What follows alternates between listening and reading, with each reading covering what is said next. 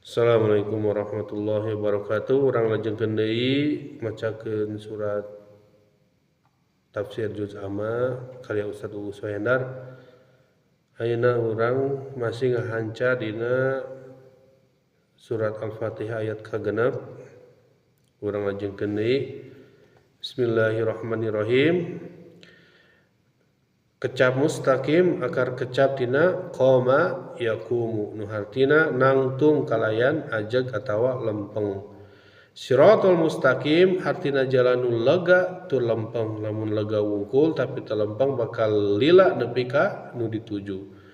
Siratal mustaqim ibana sababaraha hiji harti kahiji ibadah dina harti anu lega sakumaha di Al-Qur'an surat Yasin ayat 61. Jeung aranjeuna kudu aribadah ka kami ieu pisan siratal mustaqim.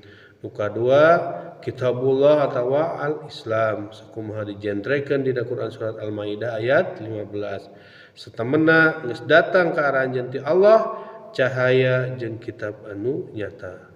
Katilu jalan kahirupan. Para nabi jeung para sahabat sakumaha dijentrekeun dina Quran surat Maryam ayat 43, Az-Zukhruf ayat 61 jeung Al-Fatihah ayat 7. Tiluanana bisa disimpulkeun dina hiji kecap nyaeta dinul Islam.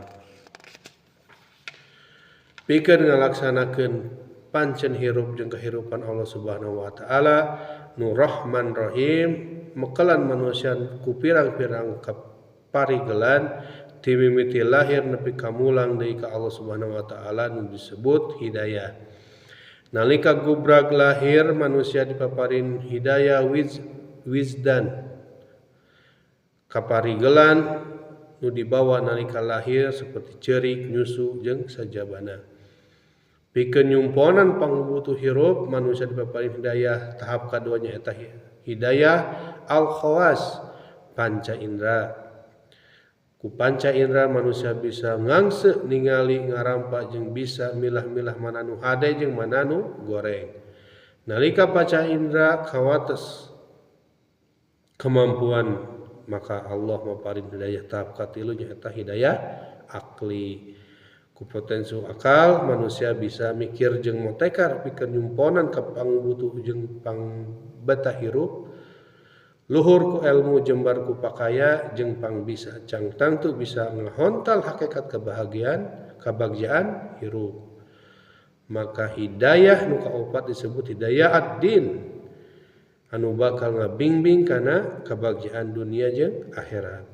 Syekh Hasan Al-Banna ngajanrengkeun yen hidayatud-din kabagi dua harti kahiji hidayatud dilalah dina harti setiap informasi anu aya dina Al-Qur'an jeung sunnah Nabi Muhammad sallallahu alaihi wasallam dijentrekeun dina Quran surat Asy-Syura ayat 52, Fussilat ayat 17 jeung Al-Baqarah ayat ka-2. Nu kadua nyaeta hidayatut taufik dina harti kasanggupan pikeun nyaluyukeun laku lampah jeung kitabullah dina sakabeh widang kahirupan seperti nu dipraktekeun ku para utusan Allah sakumaha dijentrekeun dina ayat nu saterusna. Kitu wae urang macakeun lanjutan ngahanca surat Al-Fatihah, tafsir surat Al-Fatihah ayat ka-6. Qul qouli hada wa astaghfirullaha li wa lakum. Assalamualaikum warahmatullahi wabarakatuh.